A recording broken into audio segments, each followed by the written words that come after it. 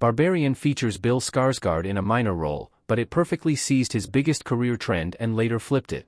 The horror genre has regained power and popularity in recent years thanks to adaptations of other works, reboots, and legacy sequels, but it has also seen some great original works.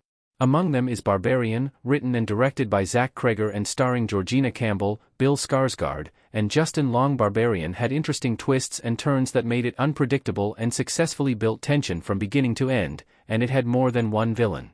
Barbarian follows Tess, Campbell, who arrives at a rental house in an abandoned neighborhood, only to find out that the house is already occupied by a man named Keith, Skarsgård.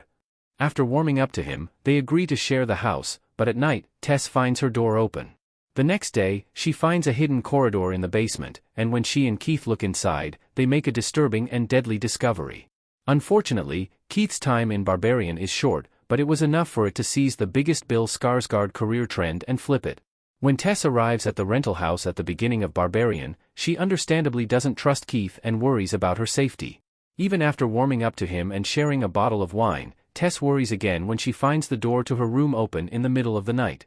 Cregger doesn't do much for the audience to trust Keith but quite the contrary, and relies on Skarsgård's track record for that.